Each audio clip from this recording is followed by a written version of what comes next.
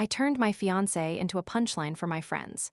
His best friend publicly humiliated me with the truth, and now my life is silent. The silence in this apartment isn't just an absence of noise, it's a physical presence. It breathes in the spaces he used to occupy. Half the closet is a cavern of empty hangers that chime faintly when I walk past. His ridiculously large collection of naval history books is gone from the shelves next to the TV, leaving these perfect, dusty rectangles of failure. It's been 4 days since he left, or maybe 5. The hours are blurring into one long, gray smear of regret. But the real gut punch, his favorite mug, the ugly one with a cartoon whale on it that I always teased him about, is sitting clean in the dish rack. He must have washed it one last time before he packed his life and walked out of mine. My engagement ring is sitting on the coffee table. It's catching the afternoon light, looking ridiculously beautiful and out of place, like a diamond in a dumpster fire. I keep picking it up. It feels cold and heavy, like a piece of shrapnel from a wreck. Next to it is the note he left. Just one sentence, written in his neat, precise handwriting that I used to find so endearing. I've read it maybe 100 times. So, read it, here I am. I 29F know I screwed up. I know I'm the asshole, you don't even have to vote on it. The problem is, my brain is like a broken VCR, stuck on a loop, replaying that one night, that one dinner. The exact moment I detonated my entire life for a few cheap laughs from people I don't even really like that much. I need someone, anyone, to just lay it out for me. To be the brutally honest friend I clearly don't have. Please, rip me to shreds. Tell me I'm the pathetic clown I feel like. Because right now, the only thing louder than the silence is the sound of my own stupidity echoing off these empty, silent walls. To understand how I ended up here, you have to understand Kai. And to understand Kai, you have to understand my friends. They're not just from different worlds, they operate on different laws of physics. Kai's world is quiet and tangible. He's a data analyst, someone who finds beauty in patterns and logic. His passion, his real escape, was building intricate, historically accurate model ships. Our spare room was his sanctuary, a place that smelled of wood glue, mineral spirits, and patience. He could spend an entire weekend attaching a single, thread-thin piece of rigging to a miniature mast, his brow furrowed in concentration, and he'd emerge with a look of pure, unadulterated satisfaction. It was a slow, deliberate form of happiness. In my world, this made him a unicorn, a sweet, gentle, slightly nerdy unicorn I was lucky to have found. My world, on the other hand, is a shark tank. I work in PR, a field fueled by caffeine, anxiety, and performance. My social life is an extension of my resume. My friends, mostly from work, are sharp, ambitious, and fluent in a language of affectionate cruelty. The currency of our friendship was the witty takedown, the perfectly timed, sarcastic jab. Our brunches weren't about catching up, they were tournaments. We'd sit around a table, the air thick with the brittle clinking of champagne flutes, competing to see who could be the most clever, the most cutting, the most untouchable. And surrounded by their stories of dating investment bankers and dating app disasters, I felt a constant, low-grade panic that my stable, gentle life with Kai was just boring. So I started using him. He became my material, my go-to routine to prove I was one of them. It was a slow poison. At first, it was small things. I'd roll my eyes and tell a story about him spending an hour debating the merits of 2 different shades of beige paint for a tiny lifeboat. It got laughs, so I escalated. His passion for history became his adorable obsession with old boats for old men. His meticulous job became making the pixels on a spreadsheet kiss. I'd mock his favorite fleece jacket, calling it his adventure fleece for his epic journeys to the grocery store. I painted him as my lovable, clueless sidekick, a harmless prop in the Anya show. And Kai, he never said a word against it. He would be standing right there, in the middle of the circle, as I performed my little comedy routine at his expense.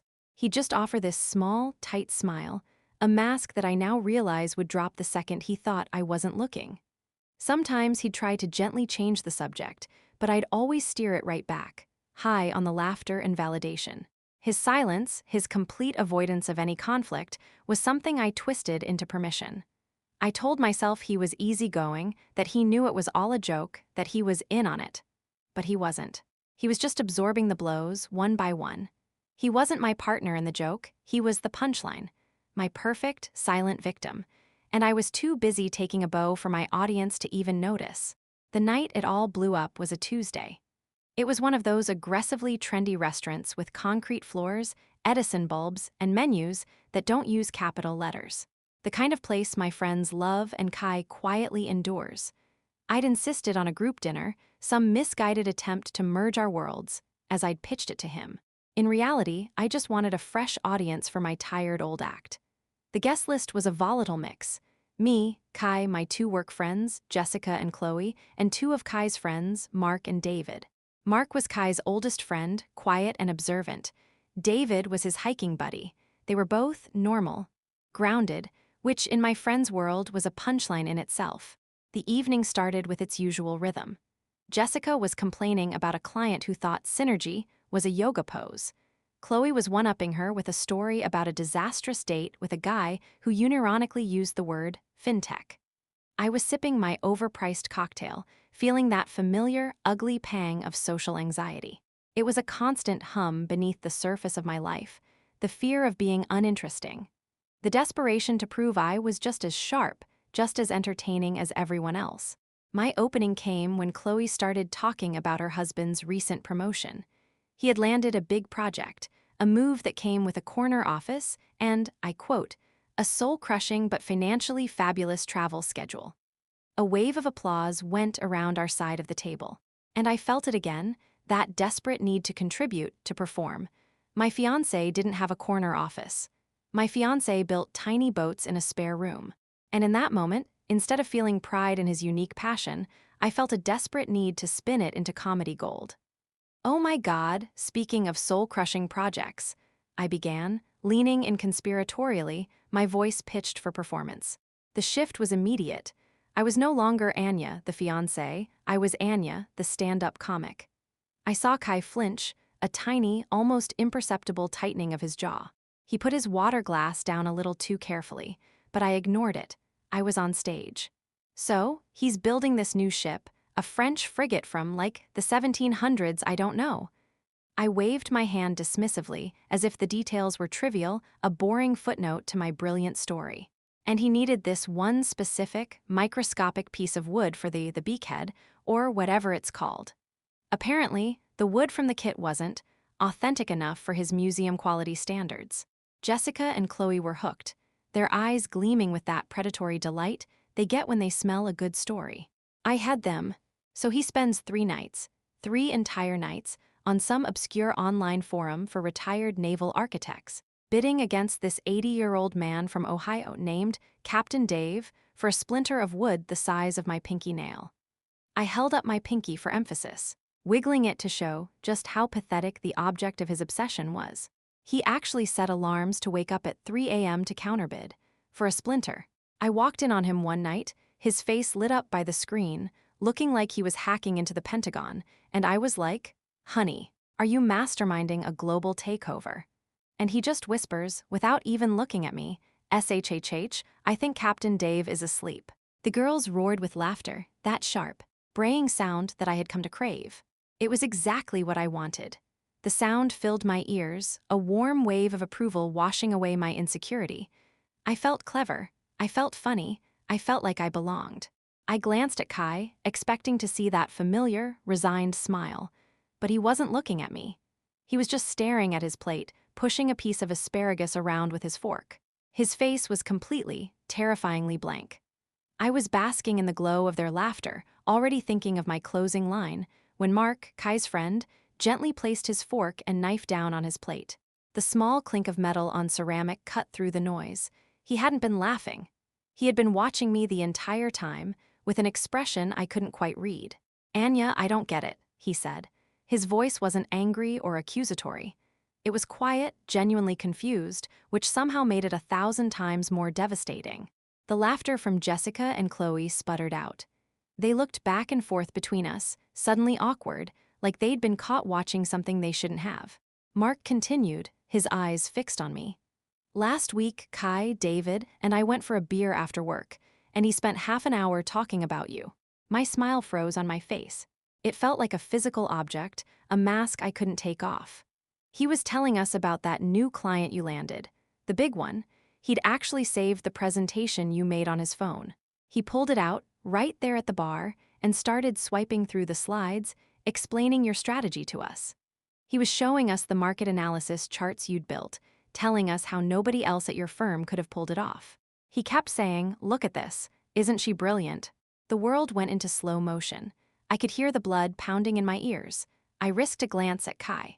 He was still staring at his plate, but I could see the muscles in his neck were rigid. He looked like a statue. Mark wasn't finished. He leaned forward slightly, his gaze unwavering. "He's so proud of you, Anya. All he ever does is talk about how proud he is of you." Silence, a thick, suffocating blanket of silence fell over the table. Jessica was suddenly fascinated by a loose thread on her napkin. Chloe was avoiding my eyes, staring intently at the candle in the middle of the table as if it held the secrets to the universe. The audience I had worked so hard to win over had vanished. They were just three embarrassed strangers. And me. I felt like the air had been sucked out of my lungs.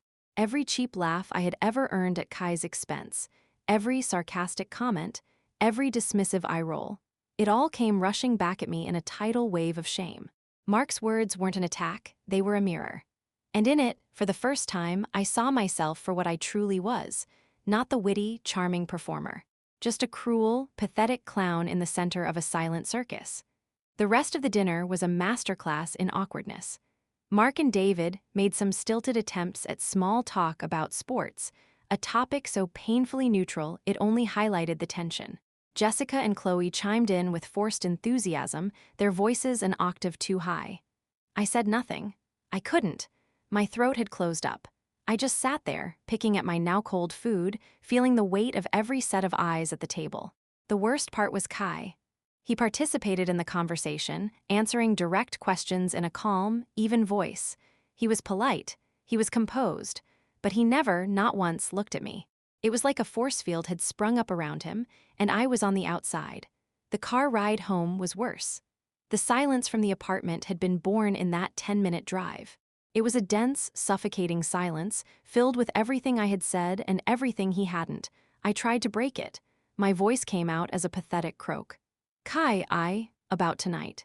I was just joking, you know how they are."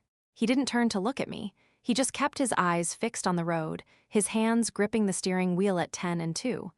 "I know," he said. His voice was flat, devoid of any emotion. It was the calmest, most terrifying sound I had ever heard. That was it. That was all he said. I tried again. It was stupid. "I'm sorry."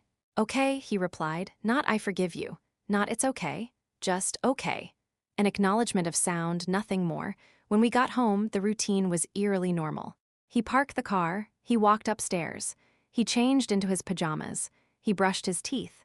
He did it all with a quiet, deliberate efficiency that chilled me to the bone.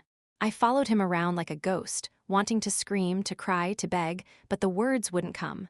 What could I even say? The next morning, he was up before me. When I came into the kitchen, he was already dressed for work, pouring coffee into his travel mug. He had made me a cup, too. It was sitting on the counter, exactly how I like it. For a wild, stupid second, I thought maybe it was going to be okay. "We need to talk tonight," I said, my voice trembling. He finally looked at me then, and in his eyes I saw it. It wasn't anger, it wasn't sadness, it was just emptiness, a vast, hollowed-out space where his love for me used to be. "There's nothing to talk about, Anya," he said, and then he walked out the door. I spent the day in a fog of anxiety, replaying his words over and over. There's nothing to talk about. I told myself he was just hurt, that he needed space. I'd come home, I'd make his favorite dinner, and I would grovel. I would fix this. But when I walked through the door that evening, I knew the air was different, thinner. His running shoes were gone from the mat by the door. I walked into the living room. His laptop wasn't on the side table. My heart started hammering against my ribs. I ran to the bedroom. The closet door was open. His half was completely empty. I tore through the apartment. His books, his clothes, his toiletries from the bathroom cabinet, his ugly whale mug from the dish rack. Everything gone. His workshop, the spare room, was the worst. It was sterile. The workbench was clear, wiped clean. The shelves were bare. All the tiny ships, the tools, the paints, all vanished. He had packed up his entire existence from our shared life, and I hadn't heard a thing. Then I saw it. On the coffee table, where we'd opened countless bottles of wine and watched hundreds of movies. My engagement ring sitting right where I'd left it this morning. And next to it, the note, one sentence in his perfect, steady hand. I deserve someone who is proud of me, too. The first 24 hours were a blur of pure, animal panic. I called him, straight to voicemail. I texted him a novel, a desperate, rambling mess of apologies and excuses. No reply. The single blue checkmark on WhatsApp was a special kind of torture. Delivered, but not read, or read from the notification bar, which is somehow worse. He hadn't even given me the dignity of a block. He had just muted me, erased me. By day 2, I turned to the only people I had left, my audience. I called Jessica first. "Oh my God, Anya, that's horrible," she said, her voice dripping with the synthetic sympathy she usually reserved for D-list celebrity breakups. I started to cry, pouring out the whole story, the empty apartment, the note. I was hoping for advice, for comfort, for her to tell me he was overreacting.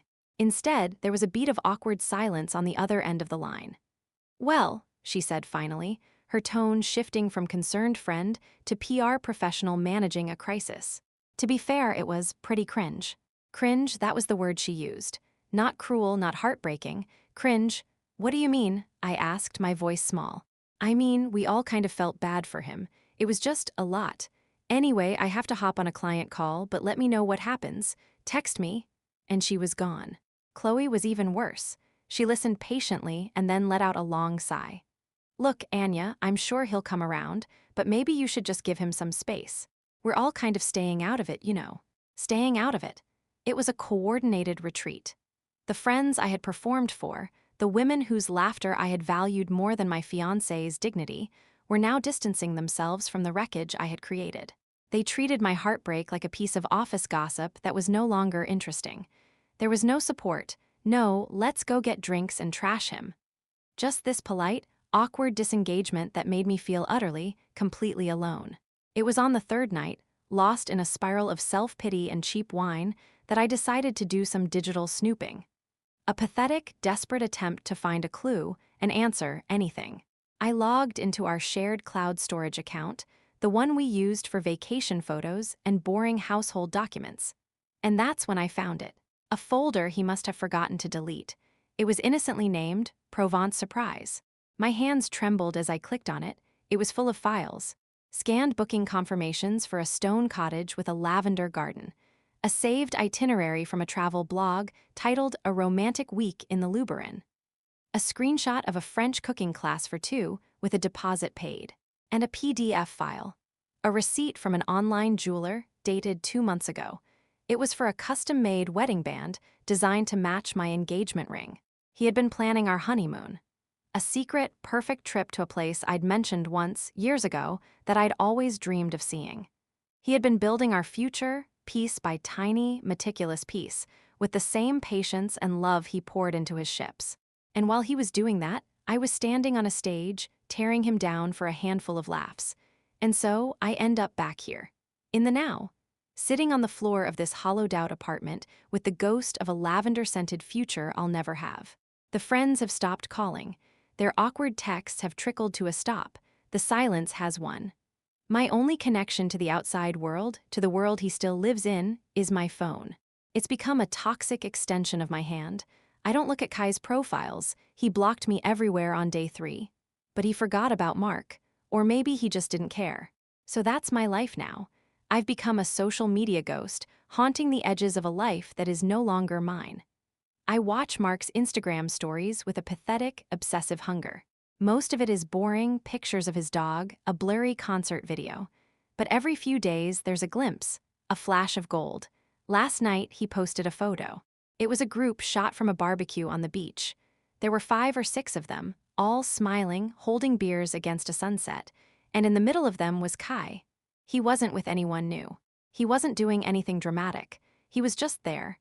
He was wearing that stupid adventure fleece I always made fun of, and he was laughing. Not his tight, polite smile he used for my friends. It was a real laugh, a big, open-mouthed, head-thrown-back laugh. The kind I hadn't seen in years. He looked happy. He looked free. And me. The clown who so desperately needed an audience? I'm here, in the dark. Alone. refreshing the page over and over, watching the man I love live his life without me, a life I single-handedly destroyed. This is my private hell. The one I built piece by tiny, meticulous piece, and I deserve it, I know I do.